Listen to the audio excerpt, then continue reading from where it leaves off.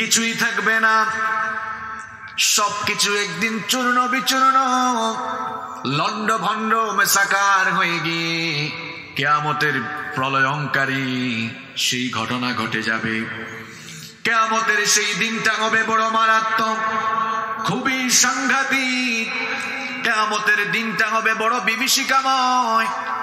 এখন তো সূর্য মানুষের মাথার থেকে 9,30,00,000 মাইল দূরে, 9,30,00,000 মাইল দূরের সেই সূর্য কিয়ামতের দিন আল্লাহর হুকুমে মানুষের মাথা খুবই নিকটবর্তী হয়ে যাবে।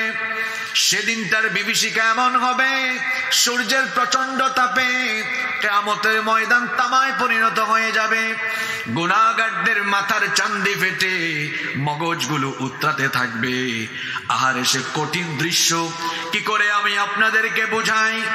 মহিলারা যখন চুলায় ভাত রান্না করে পানি গরম হয়ে গেলে চালগুলো যেমন করে ফুটতে থাকে, উতরাতে থাকে, ঠিক তেমনি ভাবে পাপিষ্ঠ আর গুনাহগারদের মাথার চান্দিটা ফেটে গিয়ে মগজগুলো উতরে উতরে গলে গলে পড়তে থাকবে।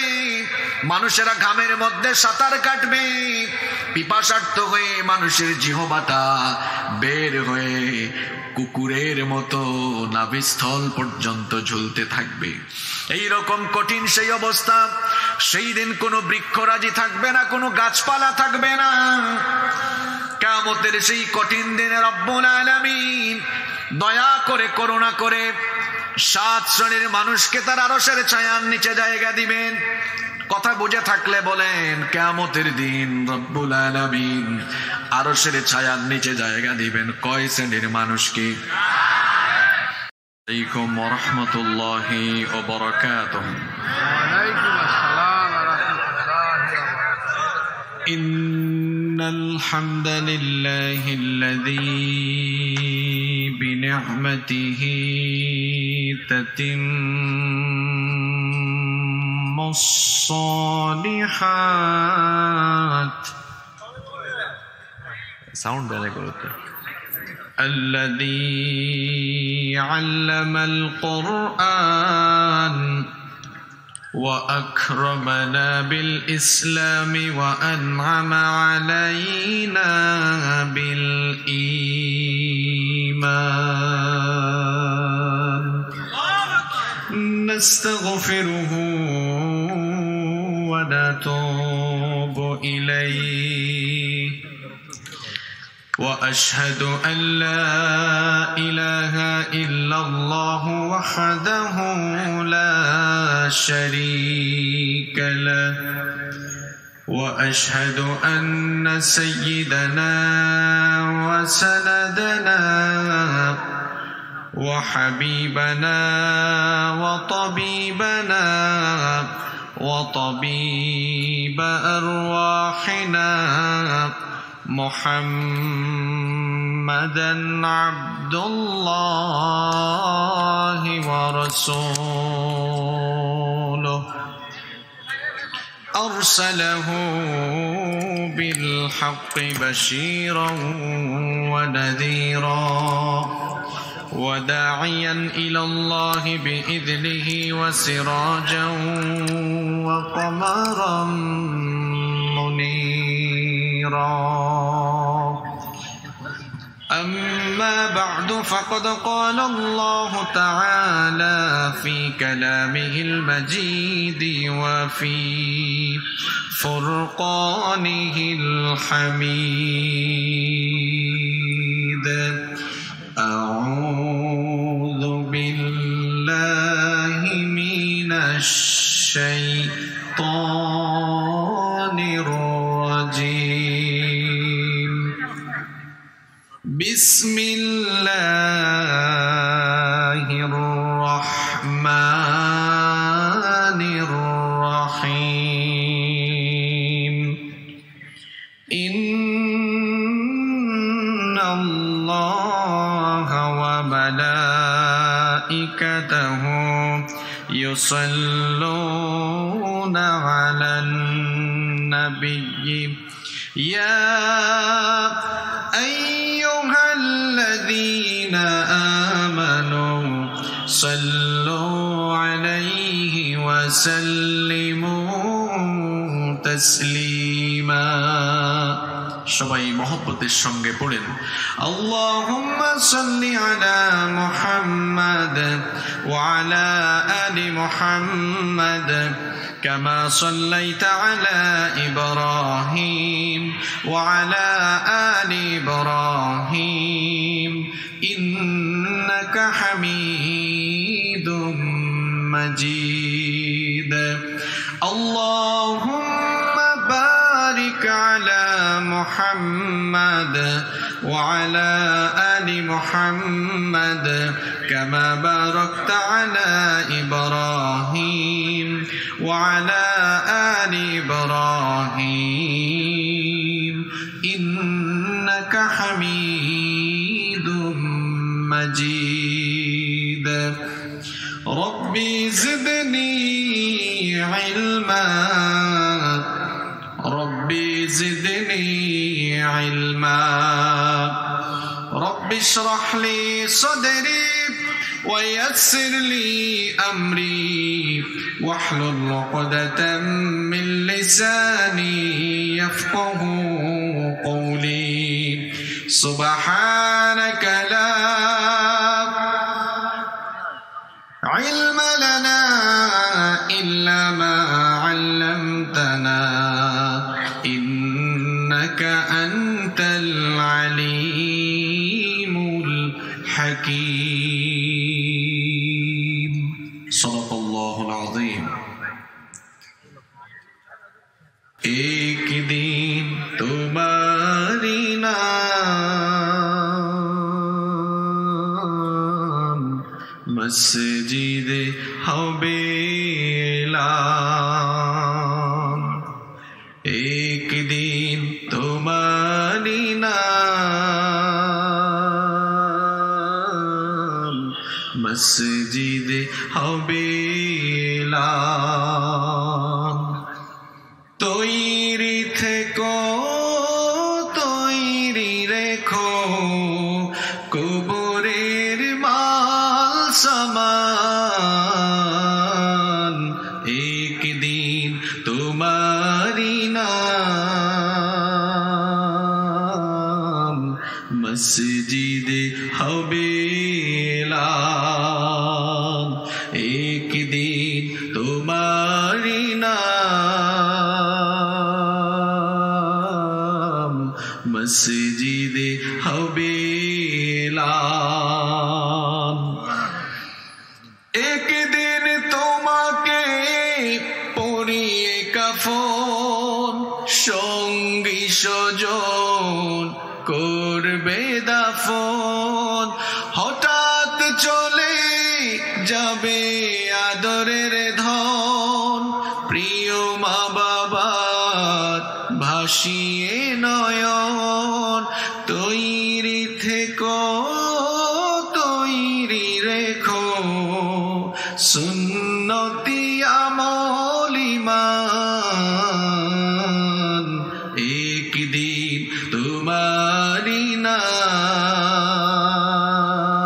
নাম মসজিদে হবে এলান নামে সমন জারি হলে করবে আটক বন্ধ হয়ে যাবে জীবন নাটক বাহাদুরি থাকবে না দেহে যৌবন ফুরিয়ে বসন্ত আসবে শ্রাবণ তৈরি থেকো তৈরি রেখো কোরআনী জীবন বিধান একদিন তোমারি নাম মসজিদে হবে এলান একদিন তোমার হবে বিচার লাভ হবে না দুনিয়ার ক্ষমতার হতে যদি পারো নবীজির আশিক উল সিরাতে পার হয়ে যাবে ঠিক। তৈরি থেকো, তৈরি রেখো কোরআনী জীবন বিধান। একদিন তোমারি নাম মসজিদে হবে এলান। একদিন তোমারি নাম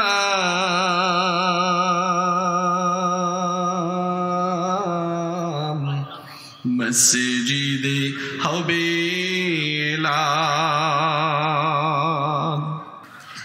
বাংলাদেশের ঐতিহ্যবাহী জেলা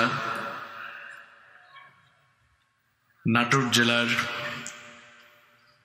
চলনবিল ঘেঁষা উপজেলা সিংড়া উপজেলার চৌগ্রাম মিসবাহুল উলুম কওমি হাফিজিয়া এতিমখানা মাদ্রাসার উদ্যোগে আয়োজিত আজকের এই ৬৩তম বার্ষিক ইসলামী জলসা এর মুহতারাম শ্রদ্ধাভাজন সভাপতি,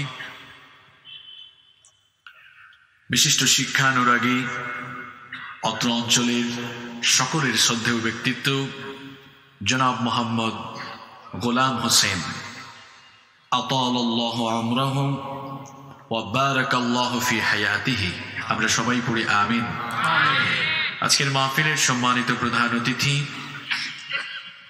অত্র সংসদীয় আসনের মাননীয় সংসদ সদস্য, গণপ্রজাতন্ত্রী বাংলাদেশ সরকারের তথ্য যোগাযোগ ও প্রযুক্তি মন্ত্রণালয়ের মাননীয় প্রতিমন্ত্রী, আপনাদের এলাকার প্রিয় মানুষ, জননেতা অ্যাডভোকেট জুনাইদ আহমেদ পলক এমপি, আমার আগে বক্তব্য রেখেছি বিশিষ্ট কারি, শিল্পী এবং তরুণ বক্তা হাফিজ মাওলানা জুবাইর আহমদ তশরিফ, বক্তব্য রেখেছেন হযরত মাওলানা মোহাম্মদ রুহুল আমিন সিদ্দিকী, বক্তব্য রেখেছেন মাওলানা আহমদ আলী জাফরি হাফিজাহুমুল্লাহ ওয়া রাআহুম। আল্লাহ তাআলা সকলকে হায়াতান তাইয়্যিবাহ সিহহাতান কুল্লিয়া দান করেন। আমরা সবাই পড়ি আমিন। পোস্টারে উল্লেখিত বরেণ্য সম্মানিত অতিথিবৃন্দ, আজকের অনুষ্ঠানের সম্মানিত অতিথি, বিশিষ্ট ইসলামী চিন্তাবিদ ও শিক্ষাবিদ, অসংখ্য আলেমের উস্তাদ, জামিয়া মাদ্রাসা বগুড়া এর সিনিয়র মুহাদ্দিস আলহাজ মাওলানা আব্দুস সবুর কাসেমি হাফিজাহুল্লাহ ওয়া রাআহ। আল্লাহ তাআলা তার ইজ্জত সম্মান বাড়িয়ে দেন, দ্বীনের খেদমতে আল্লাহ তাআলা ওনাকে আরো দীর্ঘ হায়াত দান করেন বলে আমিন।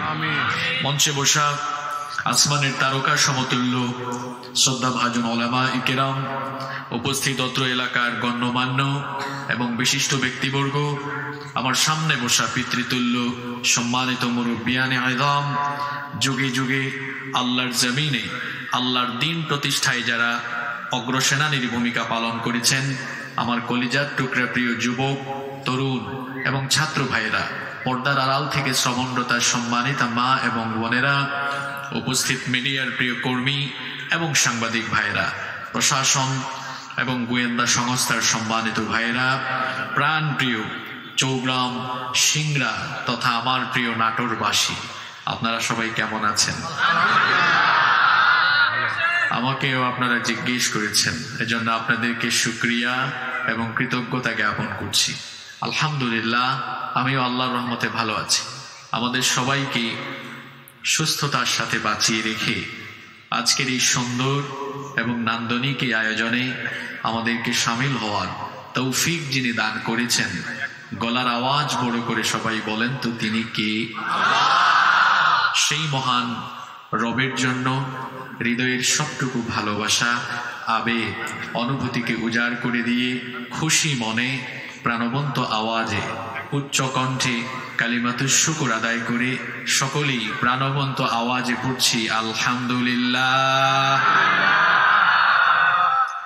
প্রিয় উপস্থিতি, রাত অনেক গভীর হয়ে গিয়েছে, এজন্য অপ্রাসঙ্গিক অহেতুক কথাবার্তা বলে আমি আপনাদের কষ্টের কারণ হতে চাই না। আমরা যেন শেষ পর্যন্ত ধৈর্য সহকারে মনোযোগের সাথে হিদায়াতের উদ্দেশ্যে কোরআন সুন্নাহর এই আলোচনাগুলো শ্রবণ করতে পারি। আল্লাহ তাআলা আমাদেরকে সেই তৌফিক দান করেন। সম্মানিত উপস্থিতি, এই পৃথিবী আমাদের জন্য আসল ঠিকানা নয়। আমাদের আগে যারা পৃথিবীতে এসেছেন কেউ থাকতে পারেননি, চলে গিয়েছেন, আমরাও চলে যাব। মৃত্যু আমাদের পিছনে, কবর আমাদের সামনে। এই দুনিয়া আমাদের জন্য এটা একটা মোহ। হঠাৎ করে এই দুনিয়ার জীবনের পরিসমাপ্তি ঘটে যেতে পারে। মৃত্যু হচ্ছে আমাদের জীবনের সবচেয়ে বস্তুনিষ্ঠ, অলঙ্ঘনীয়, অনিবার্য মহাসত্য। It's our final destination. এটা আমাদের চূড়ান্ত গন্তব্য। মৃত্যু থেকে আমরা কেউ রেহাই পাবো না। মৃত্যুর মাধ্যমে আমাদের জীবনের যেভাবে পরিসমাপ্তি ঘটে যাবে, ঠিক তেমনি ভাবে মাথার উপরের বিশাল এই আসমান, পায়ের তলার বিস্তৃত এই জমিন, এই মহাবিশ্ব সবকিছু একদিন লন্ড ভণ্ড, চূর্ণ বিচূর্ণ, মেসাকার হয়ে গিয়ে কিয়ামতের বিভীষিকাময় ঘটনা ঘটবে। এ ব্যাপারে কি আপনাদের কারো কোনো সন্দেহ আছে? কুল্লু মান আলাইহা ফান, সবকিছু ফান হয়ে যাবে, ধ্বংস হয়ে যাবে, ক্ষয় হয়ে যাবে, লয় হয়ে যাবে। ওয়ায়াবকা ওয়াজহু রাব্বিকা যুল জালালি ওয়াল ইকরাম, কেবলমাত্র একজন মহামহিয়ান সত্তা অবশিষ্ট থাকবেন, যিনি থাকবেন। গলার আওয়াজ বড় করে বলেন, তিনি কে? কিছুই থাকবে না, সবকিছু একদিন চূর্ণ বিচূর্ণ, লন্ড ভণ্ড, মেসাকার হয়ে গিয়ে কিয়ামতের প্রলয়ঙ্কারী সেই ঘটনা ঘটে যাবে। কিয়ামতের সেই দিনটা হবে বড় মারাত্মক, খুবই সাংঘাতিক। কিয়ামতের দিনটা হবে বড় বিভীষিকাময়। এখন তো সূর্য মানুষের মাথার থেকে 9,30,00,000 মাইল দূরে, 9,30,00,000 মাইল দূরের সেই সূর্য কিয়ামতের দিন আল্লাহর হুকুমে মানুষের মাথা খুবই নিকটবর্তী হয়ে যাবে। সেদিনটার বিভীষিকা এমন হবে, সূর্যের প্রচন্ড তাপে কিয়ামতের ময়দান তামায় পরিণত হয়ে যাবে। গুনাহগারদের মাথার চান্দি ফেটে মগজগুলো উতরাতে থাকবে। আহারে সে কঠিন দৃশ্য কি করে আমি আপনাদেরকে বোঝাই। মহিলারা যখন চুলায় ভাত রান্না করে পানি গরম হয়ে গেলে চালগুলো যেমন করে ফুটতে থাকে, উতরাতে থাকে, ঠিক তেমনি ভাবে পাপিষ্ঠ আর গুনাহগারদের মাথার চান্দিটা ফেটে গিয়ে মগজগুলো উতরে উতরে গলে গলে পড়তে থাকবে। মানুষেরা ঘামের মধ্যে সাঁতার কাটবে, পিপাসার্থ হয়ে মানুষের জিহ্বাটা বের হয়ে কুকুরের মতো নাভিস্থল পর্যন্ত ঝুলতে থাকবে। এই রকম কঠিন সেই অবস্থা। সেই দিন কোনো বৃক্ষরাজি থাকবে না, কোনো গাছপালা থাকবে না। কিয়ামতের সেই কঠিন দিনে রব্বুল আলামিন দয়া করে, করুণা করে 7 শ্রেণীর মানুষকে তার আরশের ছায়ার নিচে জায়গা দিবেন। কথা বুঝে থাকলে বলেন, কিয়ামতের দিন রব্বুল আলামিন আরশের ছায়ার নিচে জায়গা দিবেন কয় শ্রেণীর মানুষকে? বুখারী, মুসলিম, তিরমিজি, নাসাঈ, ইবনে মাজাহ সহ বিখ্যাত হাদিসের অনেকগুলো গ্রন্থে এই হাদিস বর্ণিত হয়েছে। عن أبي هريرة رضي الله عنه أن النبي صلى الله عليه وسلم قال سيد المحدثين আবু হুরায়রা রাদিয়াল্লাহু আনহু এই হাদিসের বর্ণনাকারী সাহাবী, তিনি বলছেন রাসূল করিম সাল্লাল্লাহু আলাইহি ওয়াসাল্লাম বলেছেন, সাবাতু ইউযিল্লুহুমুল্লাহু ফি যিল্লিহি ইয়াওমা লা যিল্লা ইল্লা যিল্লুহু। 7 শ্রেণীর মানুষকে রব্বুল আলামিন কিয়ামতের দিন তার আরশের ছায়ার নিচে জায়গা দিবেন, যেদিন আল্লাহর আরশের ছায়া ছাড়া আর কোনো ছায়া থাকবে না। এর মধ্যে নাম্বার 1, প্রথম শ্রেণী হলো ইমামুন আদিল, ন্যায়পরায়ণ নেতা, ন্যায়পরায়ণ শাসক, যিনি মানুষের উপরে অবিচার করেন না, বেইনসাফি করেন না, যিনি মানুষের প্রতি ইনসাফ করেন। 2 নম্বর হলো ওয়াশাবুন নাশাআ ফি ইবাদাতিল্লাহ,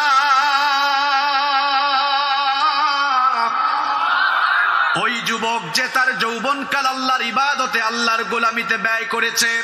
3 নম্বর হলো ওয়ারাজুলুন কলবুহু মুআল্লাকুন ফিল মাসাজিদ, ওই ব্যক্তি মসজিদের সাথে যার অন্তরের টান, অন্তরের সম্পর্ক থাকে, মসজিদের সাথে যার অন্তর লেগে থাকে।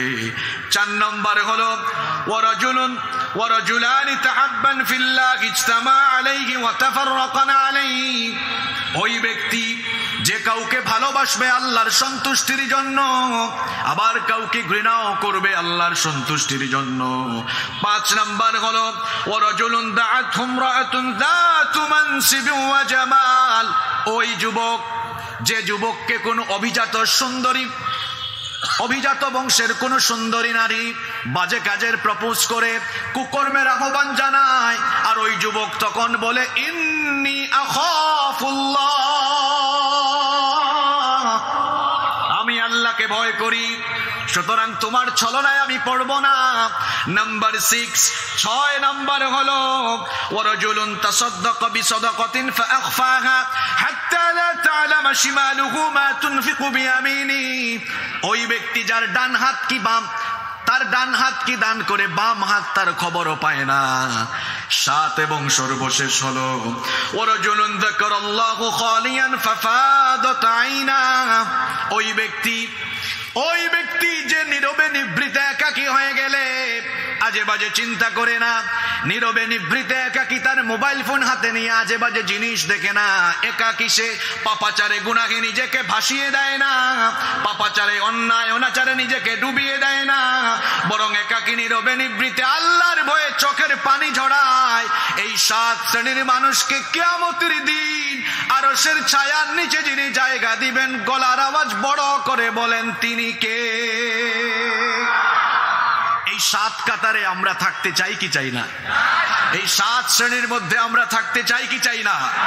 মনে রাখবেন, আল্লাহর নবীর ভাষ্য অনুযায়ী কিয়ামতের দিন এই 7 শ্রেণীর মানুষ, এরা হবে আল্লাহর অনুগ্রহ প্রাপ্ত, আল্লাহর দয়া প্রাপ্ত, এরা হবে আল্লাহর আরশে আজিমের ছায়া প্রাপ্ত। আপনারা আল্লাহর আরশের ছায়ার নিচে জায়গা পেতে চান কি চান না? আর একটু জোরে বলেন, আমরা আরশের ছায়ার নিচে জায়গা পেতে চাই কি চাই না? কারা কারা চান দুহাত তুলে একটু আল্লাহকে দেখান তো। মাশাআল্লাহ, লিল্লাহি তাকবীর, লিল্লাহি তাকবীর, লিল্লাহি তাকবীর। মাশাআল্লাহ, আমাদের আজকের মাহফিলের সম্মানিত প্রধান অতিথি, আপনাদের অত্র আসনের মাননীয় সংসদ সদস্য, আপনাদের সকলের প্রিয় নেতা, জননেতা অ্যাডভোকেট জুনাইদ আহমেদ পলক এমপি, মাননীয় মন্ত্রী মহোদয় এসেছেন। আমরা তাকে আজকের এই মাহফিলের পক্ষ থেকে সাধুবাদ জানাচ্ছি, মোবারকবাদ জানাচ্ছি। আহলান ওয়া সাহলান। আপনারা সবাই খুশি না বেজার? আপনারা সবাই খুশি না বেজার? সংসদ সদস্য এবং মিনিস্ট্রিতে কাজ করার পরেও বসে যান। মাননীয় মন্ত্রী মহোদয়কে আমরা ধন্যবাদ জ্ঞাপন করছি এবং আমরা তার জন্য দোয়া করছি, আল্লাহ তাআলা তাকে দ্বীনের জন্য, কোরআনের জন্য কবুল করে নেন। আমরা সবাই পড়ি আমিন। আমরা কোথায় ছিলাম আপনাদের কি মনে আছে?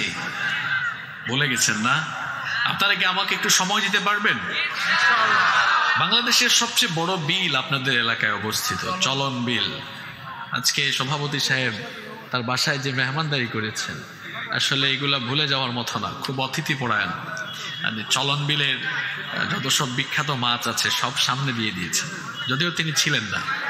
তো এত তাজা তাজা মাছ খেয়ে আপনাদের রেসপন্স, আপনাদের আওয়াজ যদি এত ছোট হয় তো মাছ তো লজ্জা পাবে। মাছ লজ্জা পাবে না? এত তাজা তাজা মাছ, ঢাকায় যারা থাকে তারা তো সবাই ফ্রিজিং মাছ পায়, তাই না? আপনারা কি ফ্রিজিংটা পান নাকি একদম তরতাজা, তাই না?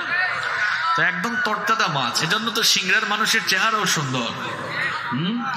আমার অনেক বাবারা এখানে এসেছেন যাদের চুল দাড়ি পেকে গেছে, সাদা হয়ে গেছে, কিন্তু ফিজিক্যালি এখনো ফিট। সভাপতি সাহেবের বাবা আছেন 75 ইয়ার্স, 75 বছর, হেঁটে হেঁটে আমার সামনে এসেছেন, আমার পাশে বসেছেন, কথা বলেছেন। তারা আসলে কৈশোরকালে, যৌবনকালে হয়তো এই খাবার দাবারের নিয়ামতগুলো খুব ভালো পেয়েছিলেন, এই জন্য ফিজিক্যালি এখনো ফিট। আপনারাও ফিট আছেন আলহামদুলিল্লাহ, তবে আওয়াজটাও একটু ফিট হওয়া দরকার, আছে না নাই? আপনারা কি ঘুমায় গেছেন? জবাব দেওয়া যাবে? দেখি আল্লাহর বড়ত্ব ঘোষণা করে আল্লাহর নামে একটা স্লোগান, একটা তাকবীর দেন তো। নারে তাকবীর, লিল্লাহি তাকবীর, লিল্লাহি তাকবীর। মাশাআল্লাহ, আওয়াজে বোঝা গেছে আপনারা আছেন। চলবে না বন্ধ করে দিব?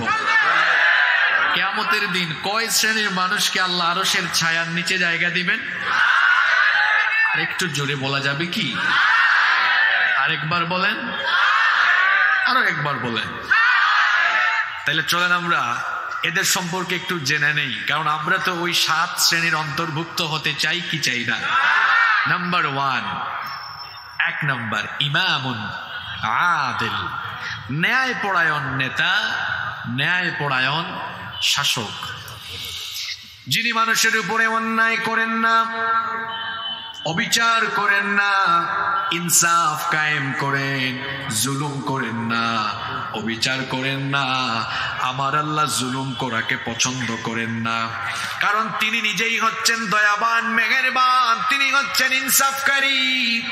এজন্য রব্বুল আলামিন কোরআনুল কারীমের 49 নম্বর সূরা সূরাতুল হুজুরাতের 9 নম্বর আয়াতে বলেছেন, ওয়া আকসিতু ইন্নাল্লাহা ইউহিব্বুল মুকসিতিন।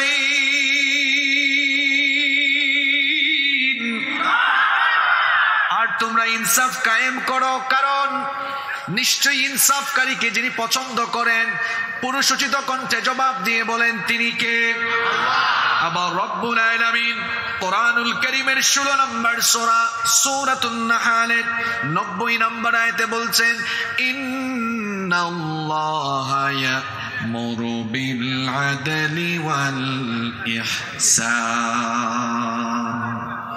নিশ্চয়ই আল্লাহ ন্যায়পরায়ণতা এবং সদাচারের আদেশ দিচ্ছেন। আবার রব্বুল আলামিন কোরআনুল কারীমের 4 নম্বর সূরা সূরাতুন নিসায়ের 58 নম্বর আয়াতে তার হাবিবকে হুকুম দিচ্ছেন, তার হাবিবকে বলছেন, ওয়া ইযা হাকামতুম বাইনান নাসি আন তাহকুমু বিল আদল ইন্নাল্লাহা নি'মা ইয়া'iদুকুম বিহি ইন্নাল্লাহা কানা সামিআন বাসীরা। আল্লাহ তাআলা বলছেন, ও আমার হাবিব, যখন আপনি মানুষের মধ্যে বিচার ফয়সালা করবেন, তখন আপনি ইনসাফ কায়েম করবেন, তখন আপনি মানুষের মধ্যে সুবিচার করবেন। আপনারা দেখেন আল্লাহর হাবিব ইনসাফের ক্ষেত্রে তিনি কতটা ন্যায়পরায়ণ ছিলেন, তিনি কতটা ন্যায়পরায়ণ ছিলেন। আমার একটা ঘটনা মনে পড়ল, ঘটনাটা কি বলবো? আসলে বেশি রাত হয়ে গেলে মানুষের মনোযোগের একটু অভাব থাকে, এটা আমিও বুঝি। আমি নিজেও এত রাতে কথা বলতে অভ্যস্ত নই। 12টার মধ্যে আমি নিজেই সবসময় শেষ করি, কিন্তু আজকে আমার ভাইরা খুব আন্তরিক, তাদের দাবি ছিল দিনী প্রতিষ্ঠানের কারণে আমি তাদের দাবিটা মেনে নিয়েছি, কিন্তু 12টার মধ্যে আমি নিজেই শেষ করে ফেলি এই কারণে, কারণ গভীর রাতে মানুষের মনোযোগ খুব একটা কাজ করে না। আর আরো একটা কারণ হলো, মানুষ যখন লম্বা সময় বসে থাকে তখন এমনিতেই তার কনসেন্ট্রেশন ব্রেক করে। বিজ্ঞান আমাদেরকে কি বলে, একজন মানুষ লাগাতার 45 থেকে 50 মিনিট পর্যন্ত তার কনসেন্ট্রেশন ধরে রাখতে পারে। আমার আগে তো তাশরিফ 2 ঘন্টা আপনাদেরকে গজল শুনিয়েছে, তিলাওয়াত শুনিয়েছে, এর আগেও আপনারা এশার নামাজের পড়ে শুনেছেন, মাগরিবের পড়ে শুনেছেন। শুনতে শুনতে তো আপনারাও ক্লান্ত হয়ে গেছেন, এটা তো আমিও বুঝতে পারছি। আচ্ছা বসেন, মাইক আসলে ঠিকই আছে, ওনাদের যেটা সমস্যা কথা বলেছে এখন এটা এই মুহূর্তে সমাধান করা যাবে না। ওনাদের মাইক্রোফোনটা হলো লিপ টাচ, মানে একদম মানে মাইকের ভিতরে যদি ঢুকা যায় তখন আওয়াজ বাড়ে আর কি।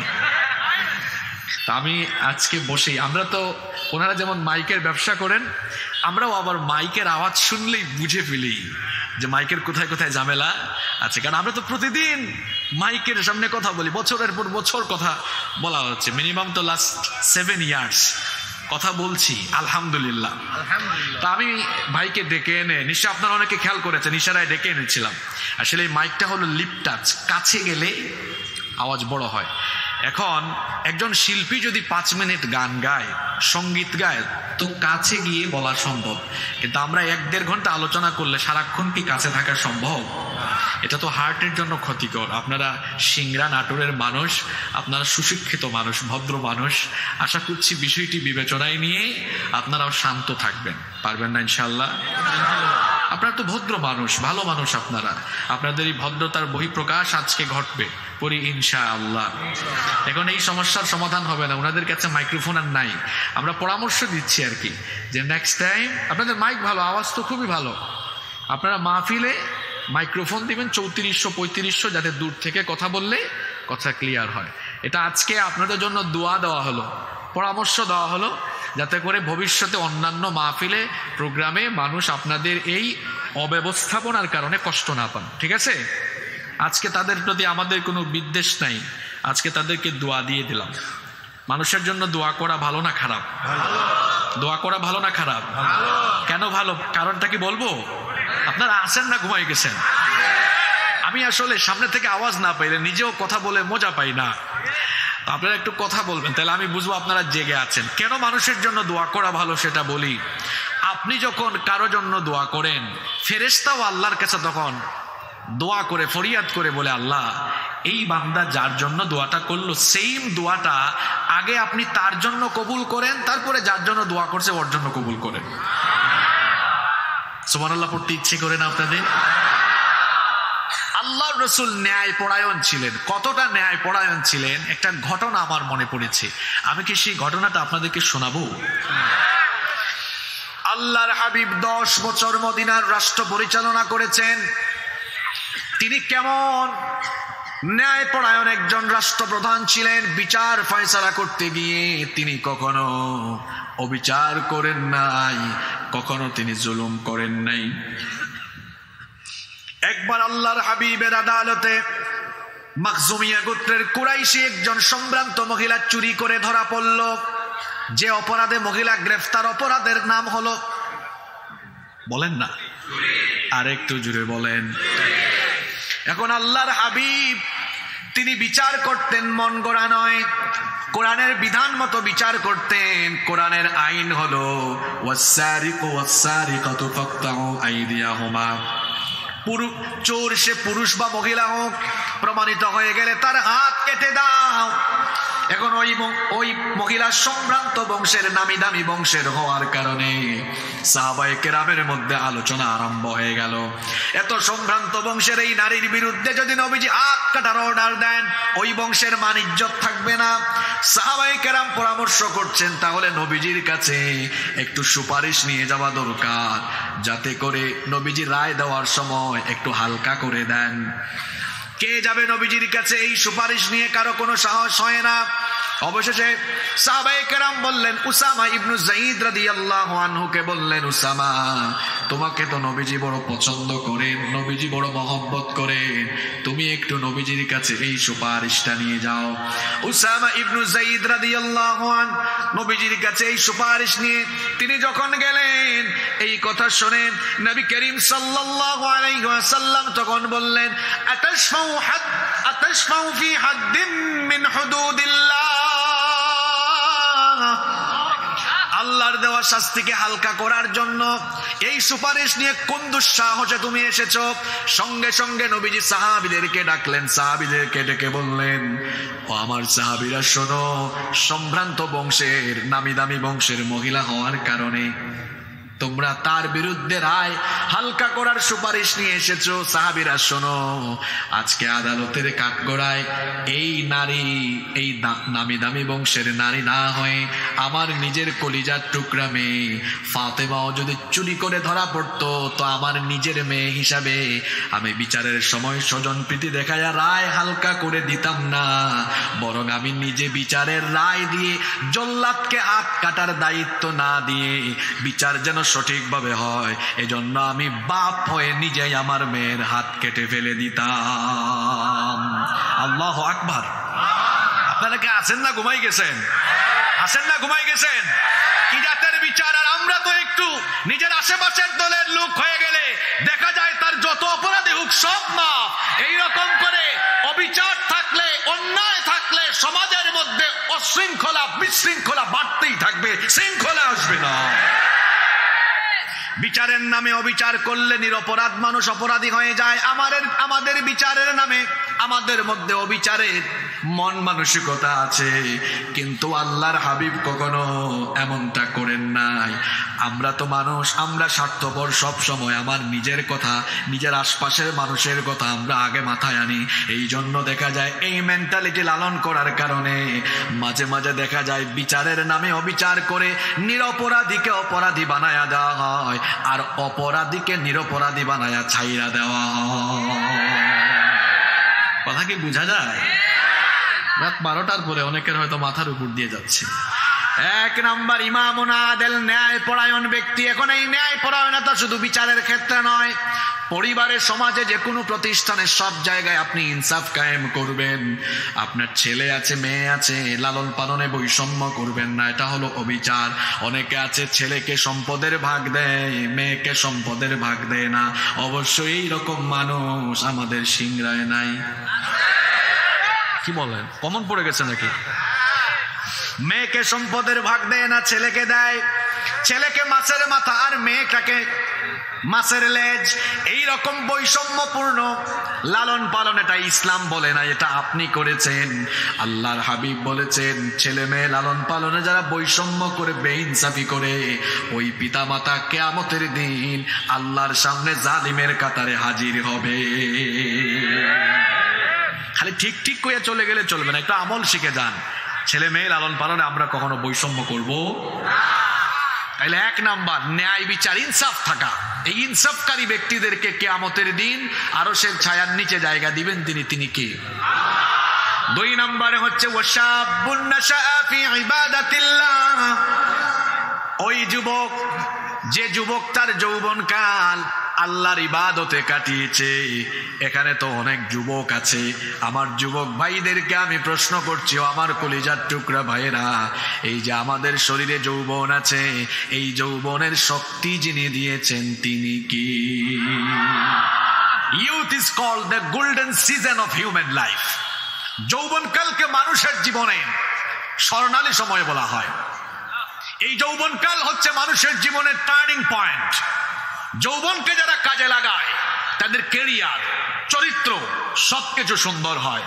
যৌবনকালে যারা বিপদগামী হয় এদের ক্যারিয়ার শেষ হয়, এদের চরিত্র শেষ হয়, এদের জীবন নষ্ট হয়ে যায়। এই যৌবনকালে যে মাদকাসক্ত হয়ে যায়, বিপদগামী হয়ে যায়, তার জীবন ধ্বংসের দিকে চলে যায়। এই যৌবনকালে যারা মাদক, গাঁজা, ফেন্সিডিলিয়া বা মাদকের দিকে, আজে বাজে কাজের দিকে ধাবিত হয়ে যায়, তার জীবনটা নষ্টের দিকে চলে যায়। এই যৌবনকাল আপনাকে এইরকম অন্যায় পথে, পাপের পথে বিনিয়োগের জন্য আল্লাহ দেন নাই। এই যৌবন আমাকে যিনি দিয়েছেন, সবাই বলেন তিনি কি? যিনি যৌবন দিয়েছেন সেই যৌবন দাতাকে যৌবনটা ওয়াকফা করে দিতে হবে। যৌবন বয়সে আজান হলে নামাজে যায় না, কয় আমার বলে যে আমি বুড়া হই, চুল দাড়ি পাকুক, হাতে লাঠি নেই, লাঠি ভরে দিয়ে যখন হাঁটবো, বুড়া যখন হব তখন আমি নামাজে যাব। কিন্তু আপনি যে বুড়া হবেন এর কি কোনো নিশ্চয়তা আছে নাকি? পৃথিবীতে আসার জন্য সিরিয়াল মেনটেন হয়, কিন্তু পৃথিবী থেকে যাওয়ার জন্য সিরিয়াল মেনটেন হয় না। দেখা যায় আসার সময় দাদা, বাবা, ছেলে, নাতি, বুদি কি সুন্দর সিরিয়াল মেনটেন হয়। মাঝে মাঝে সিংড়ায় আপনারা দেখবেন বাবা জীবিত, বাবার কাঁধে ছেলের লাশ। এইরকম চিত্র আছে না নাই? দাদা কিংবা নানা জীবিত, দাদা বা নানার কাঁধে নাতি নাতনির লাশ। তার মানে বোঝা গেল আমার আপনার যৌবন নিমিষেই ফুটুস শেষ হয়ে যেতে পারে। ফজরের আজান হয়, আমার যুবক ভাইটা নামাজে আসে না, আজানের শব্দে তার ঘুম ভাঙে না, 8টা-9টা পর্যন্ত ঘুমায়া থাকে। আহারে কপাল পোড়া, ফজরের সময় যে নামাজ কাজা করে ঘুমালো, জোহরের আগে আমার আপনার জানাজা রেডি হওয়ার সম্ভাবনা আছে না নাই? কেমন করে ঘুমাও তুমি, কেমন করে ঘুমাও তুমি, ফজর করে কাজা, এমনও তো হতে পারে জুহরে জানাজা। কি বলেন, হতে পারে কি পারে না? আমার জাতীয় কবি বড় চমৎকার করে বলেছেন, ঘুমাইয়া কাজা করেছ ফজর, তখনও জাগনি যখন জোহর, হেলায় খেলায় কেটেছে আসর, মাগরিবের ওই শুনিয়া যান, এখনো জামাতে হওরে শামিল, এখনো এর সাথে আছে স্থান, বাজিছে দামামা বাদ্রে আমামা, শির উঁচু করি মুসলমান, দাওয়াত এসেছে নয়া জামানার, ভাঙা কেল্লায় উড়ে নিশান। জাতীয় কবির প্রত্যেকটা কথা যেন আমার আপনার বাস্তব জীবনের সাথে মিলে গিয়েছে। আমার দেশে ওয়াজ মাহফিলে মানুষ বেশি না মসজিদের জামাতে মানুষ বেশি? কথা কন না কেন? এটা ভালো লক্ষণ, সুলক্ষণ না কুলক্ষণ? রাত 1টা পর্যন্ত ওয়াজের প্যান্ডেলে মানুষ ভরা, কিন্তু সেই একই এলাকায় ফজরের নামাজের সময় মসজিদ আর্তনাদ করে মুসল্লির অভাবে এক কাতার মুসল্লি হয় না। এটা হলো আমাদের চারিত্রিক অধপতনের নমুনা। আমরা রাত 1টা পর্যন্ত ওয়াজ শুনি, কিন্তু ফজরের নামাজ আদায় করি না। আসলে আমাদের ঈমান ঠিক আছে কিনা এটা কোরআনের ল্যাবরেটরিতে নিয়ে পরীক্ষা করা দরকার, হাদিসের ল্যাবরেটরিতে যাচাই করা দরকার। যাচাই করলে দেখা যাবে নবীজি বলেছেন, যার মধ্যে নামাজ নাই তার মধ্যে দ্বীন নাই, যার মধ্যে নামাজ নাই তার মধ্যে ঈমানই নাই।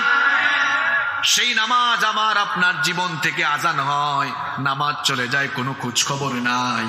আহারে এখন তো আমাদের মসজিদগুলো কত সুন্দর, একটা মসজিদও এখন দেখা যায়, বেশিরভাগ মসজিদ ম্যাক্সিমাম মসজিদগুলো এখন বিল্ডিং, এসি আর টাইলস করা। আমাদের জামানায় মসজিদ হয়ে গেছে পাকা, কিন্তু মুসল্লির অভাবে মসজিদ ফাঁকা। আর নবীজির সময় মসজিদ ছিল কাঁচা, কিন্তু মুসল্লি ছিল পাকা। উপরে ছিল খেজুর পাতার ছাউনি, নিচে কোনো টাইলস ছিল না, নিচে ছিল মরুভূমির বালি, অগ্নিতপ্ত বালু। একটু বৃষ্টি হলে কাদা হয়ে যেত। যখন সাজদা দিতেন নবীজি এবং সাহাবীদের মাথায়, কপালে, নাকের মধ্যে, অঙ্গ প্রত্যঙ্গে ধুলাবালু কাদামাটি লেগে যেত। অল্প একটু বৃষ্টি হলে কাদা। আর আমাদের মসজিদগুলো কত সুন্দর, তারপরেও যুবকগুলো মসজিদে যায় না, কই হুজুর বুড়া হই তারপরে যাব।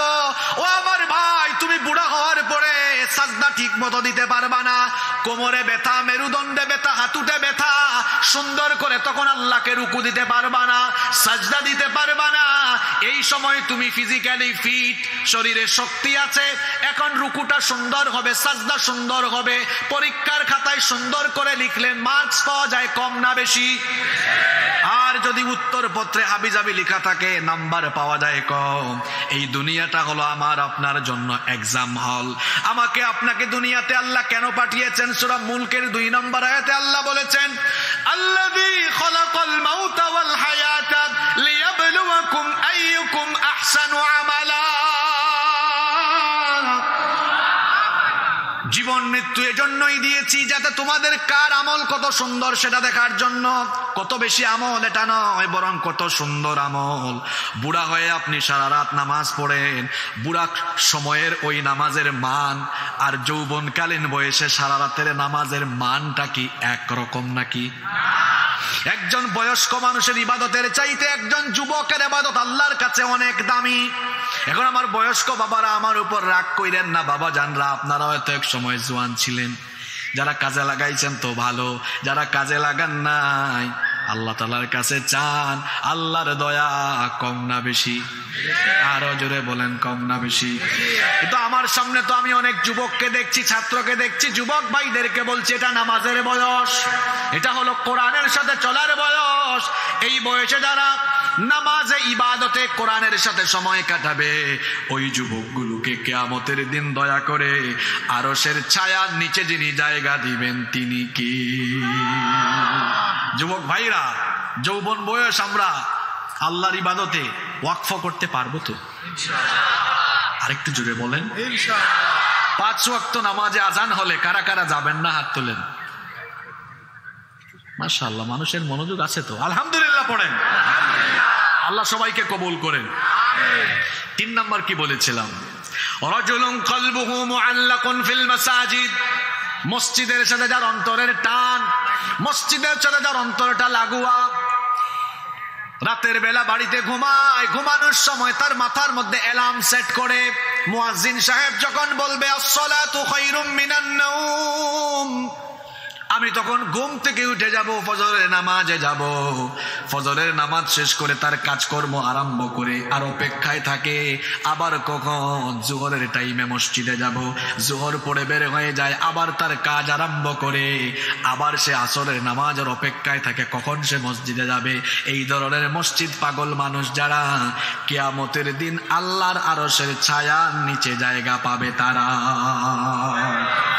নাম্বার 4, 4 নাম্বার হলো ওয়ারাজুলানি তাহাব্বান ফিল্লাহ ইজতামা আলাইহি ওয়া তাফাররাকান আলাইহি।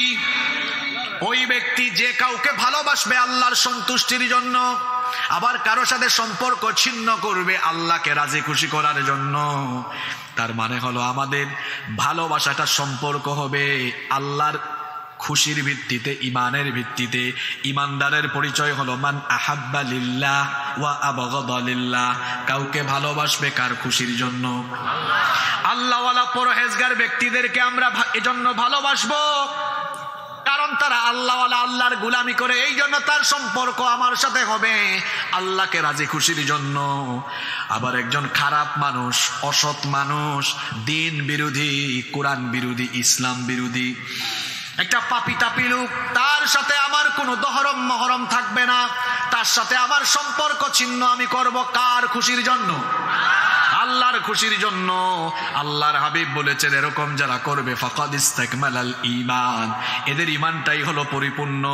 তাহলে এই হাদিস থেকে আপনি কি বুঝলেন? একজন মানুষ যতই ভালো থাকুক না কেন, মেন্টালিটি যদি হয় দিন বিরোধী, আলেম ওলামা বিরোধী, ইসলাম বিরোধী, তার সাথে মুসলমানের কোনো সম্পর্ক থাকবে?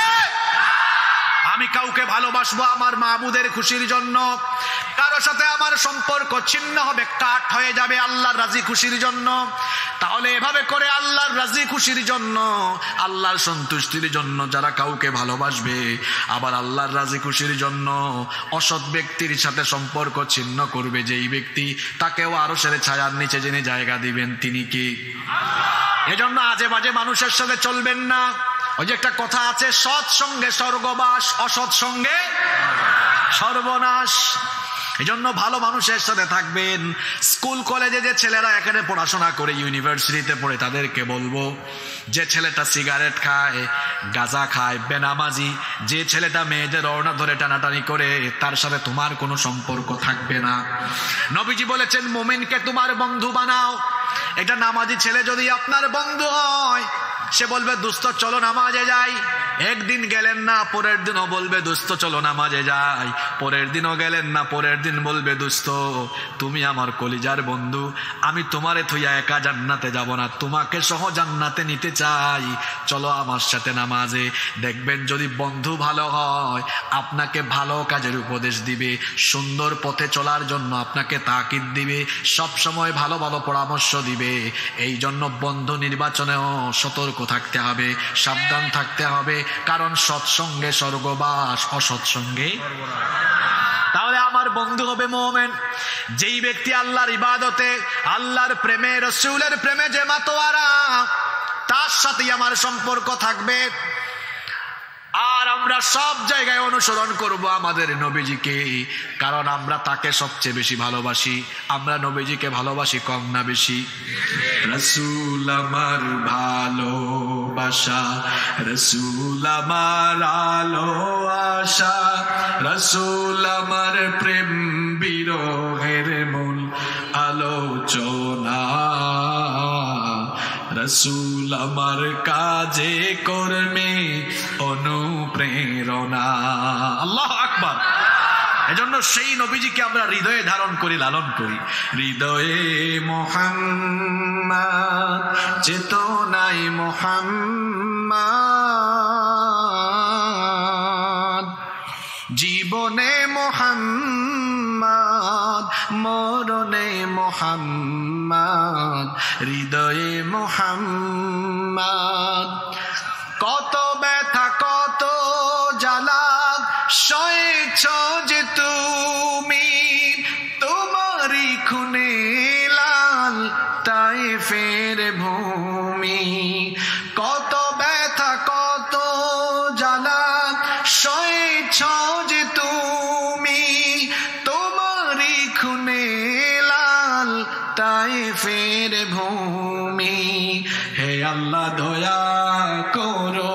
এ তায়েফবাসী ওরা চিনেনি তো আমি যে মুহাম্মদ হৃদয়ে মুহাম্মদ সাল্লাল্লাহু আলাইহি ওয়াসাল্লাম। যুবক ভাইয়েরা, আমাদের মডেল, আমাদের আদর্শ হবেন মুহাম্মাদুর রাসূলুল্লাহ সাল্লাল্লাহু। আপনাদের কষ্ট হচ্ছে তাই না? আমি বেশি সময় নিব না, সংক্ষেপে বলছি। নাম্বার 5 নম্বর হলো ওই যুবক। আবার যুবকদের ওয়াজ চলে এসেছে। যুবক ভাইরা শুনেন, রাজুলুন দাআতুম রাআতুন যাতু মানসিবি ওয়া জামাল। ওই যুবক যাকে কোনো অভিজাত বংশের সুন্দরী নারী কোনো বাজে কাজের জন্য প্রপোজ করে, বাজে কাজের প্রস্তাব দেয়, আর ওই যুবক তখন বলে ইন্নী আখাফুল্লাহ, আমি আল্লাহকে ভয় করি। ওই রকমের যুবক, তাকেও যিনি আরশের ছায়ার নিচে জায়গা দিবেন তিনি কি?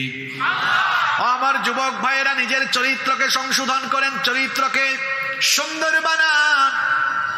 আল্লাহর নবী ইউসুফ আলাইহিস সালাম, যাকে রব্বুল আলামিন এই দুনিয়ার অর্ধেক সৌন্দর্য দান করেছেন, সুবহানাল্লাহ। দুনিয়ার অর্ধেক।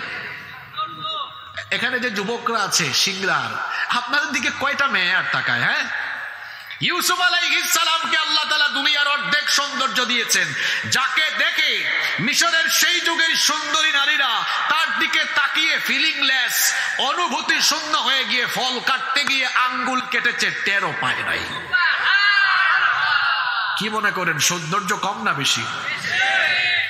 যেই ঘরে লালিত পালিত হয়েছেন সেই ঘরের সুন্দরী নারী জুলাইখা প্রত্যেক দিন ইউসুফ নবীকে তার চোখের সামনে দেখতে দেখতে পাগল পাড়া।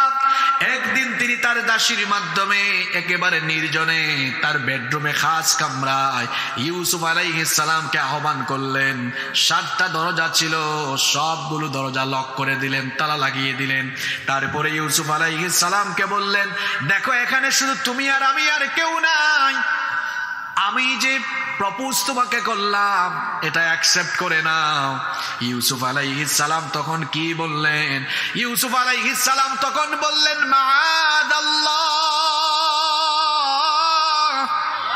তুমি আমাকে যে প্রস্তাব দিয়েছো, আমি আল্লাহকে ভয় করে তোমার সেই প্রস্তাবকে রিজেক্ট করে দিলাম। ইউসুফ আলাইহিস সালাম তিনি তখন আল্লাহর উপর তাওয়াক্কুল করে, আল্লাহর উপর ভরসা করে তালাবদ্ধ দরজার দিকে তিনি যখন দৌড় দিলেন, আল্লাহ তাআলা খুশি হয়ে তার নবী ইউসুফ আলাইহিস সালামের জন্য 7টা দরজা, সবগুলো দরজার তালা আল্লাহ খুলে দিলেন। শুধু সুবহানাল্লাহ পড়লে চলবে না, নিজেকে সেরকম বানাতে হবে। পারবেন তো? রাস্তাঘাটে হাঁটার সময় মেয়েদেরকে দেখলে ভিক্ষুকের মতো, এতিমের মতো তাকায়া থেকো না। এটা অসভ্য ছেলের কাজ, এগুলো কোনো সভ্য ছেলের কাজ নয়। মেয়েদেরকে সম্মান করতে শিখেন, কারণ মেয়েরা, নারীরা হচ্ছেন মায়ের জাতি, তাদের ইজ্জত সম্মান পুরুষের চাইতে কম না বেশি? অনেক গুণ বেশি। আমাদের পায়ের তলায় স্যান্ডেল, পায়ের তলায় জুতা, আর আমাদের সেই সকল নারীরা মায়ের জাতি হওয়ার কারণে তাদের পায়ের তলায় বেহেশত যিনি রেখে দিয়েছেন তিনি কে? সুতরাং যুবক ভাইয়েরা, রাস্তাঘাটে চলার সময় মেয়েদেরকে ডিস্টার্ব করবেন না। নিজের চক্ষুটাকে নারীদের দিকে না দিয়ে আপনি আপনার চক্ষুটাকে নিচের দিকে দিয়ে দিবেন। কার ভয়ে? আল্লাহ তাআলা কোরআনে কারিমে বলেছেন, কুল্লিল মুমিনিনা ইয়াগুদ্দু মিন আবসারিহিম। ও নবী, মুমিন পুরুষদেরকে বলেন তারা যেন তাদের চক্ষুকে পরনারী থেকে নিম্নগামী করে রাখে। রাস্তাঘাটে মেয়েরা হাঁটলে মেয়েদের দিকে তাকায়া থাকবেন না। স্কুলে কলেজে যারা পড়াশোনা করে তোমাদেরকে বলছি, শোনো, এই সময়টা হলো পড়াশোনার সময়। পড়াশোনায় ফাঁকি দিয়ে মেয়েদের পিছনে গুড় করলে তোমার চরিত্র শেষ হয়ে যাবে, ক্যারিয়ারটা শেষ হয়ে যাবে। বরং নিজেকে এমন যোগ্যতায় নিয়ে যাও, নিজের চরিত্রটাকে সুন্দর বানাও। 5 ওয়াক্ত নামাজি হও, পড়াশোনায় মনোযোগী হও, নিজেকে এমন জায়গায় নিয়ে যাও তোমার যোগ্যতা আর চরিত্র দেখে দেখবা তুমি গুড় করা লাগবে না। হাজার হাজার সুন্দরী মেয়ের বাপ তোমার পিছনে ঘুরঘুর করবে তার মেয়ে তোমার কাছে বিয়ে দেওয়ার জন্য। কি যুবকেরা, ঘুরবা না ঘুরাবা? হ্যাঁ, তাহলে এই সকল কাজকর্ম ছেড়ে দিতে হবে। নিজেকে চরিত্রবান এবং নিজেকে আদর্শবান বানানোর জন্য কাজ করতে হবে। পারবো তো আমরা ইনশাআল্লাহ? জোরে পড়ি ইনশাআল্লাহ। 6 নম্বর হলো ওয়ারাজুলুন তাসাদদাকা বিসাদাকাতিন ফাআখফাহা হাত্তা লা তা'লামা শিমালুহু মা তুনফিকু বিয়ামিনিহি। ওই ব্যক্তি যার ডান হাত কি দান করে বাম হাত খবরও পায় না। প্রকাশ্যে দান করা এটা কোনো খারাপ বিষয় না। প্রকাশ্যে যদি কেউ দান করে আর মনের মধ্যে যদি এই নিয়ত থাকে আমি আল্লাহকে রাজি খুশি করার জন্য দিয়েছি, মানুষও একটু উৎসাহিত হোক এই জন্য দিয়েছি, তো কোনো অসুবিধা নাই। কিন্তু মনে যদি এইটা থাকে যে আমি দান করলাম, আমাকে একটু জিন্দাবাদ জিন্দাবাদ দিক, মারহাবা মারহাবা বলুক, আর আমার প্রশংসা চলুক, তো আমার মনের খবর আপনি জানেন না, আপনার মনের খবর আমি জানি না, কিন্তু সকলের মনের খবর যিনি জানেন তিনি কি? এইরকম লোক দেখানো কাজ করলে সেই কাজ কিন্তু কবুল হবে না। হোক না সেটা দান সদকা, হোক না সেটা নামাজ বা যে কোনো ইবাদত।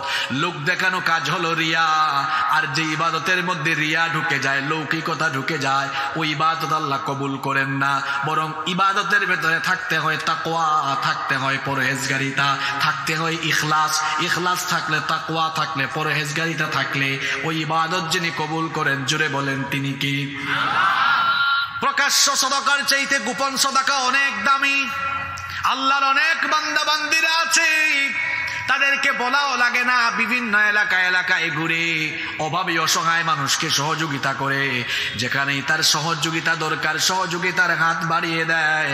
আল্লাহর হাবিব বলেছেন এই রকম গোপনে গোপনে আল্লাহকে সন্তুষ্ট করার জন্য যারা দান সদকা করে তাদেরকেও কিয়ামতের দিন আরশের ছায়ার নিচে যিনি জায়গা দিবেন তিনি কি? নাম্বার 7, 7 এবং সর্বশেষ হলো ওয়ারাজুলুন যাকারাল্লাহু খালিয়ান ফাফাদাত আইনা। ওই ব্যক্তি, যে ব্যক্তি নীরবে নিভৃতে একাকী হয়ে গেলে আজে বাজে চিন্তা করে না, বরং আল্লাহর ভয়ে, জাহান্নামের ভয়ে তার চক্ষু থেকে পানি বের হয়ে যায়। নিজের বিবেককে একটু প্রশ্ন করেন তো, কয়দিন আপনি একাকী নিজের পিছনের জীবন নিয়ে চিন্তা করেছেন, অনুশোচনা বোধ করে সেগুলোর জন্য চোখের পানি ছেড়েছেন? আত্মসমালোচনা কয়দিন করেছেন? আজকে নিজের বিবেককে প্রশ্ন করেন।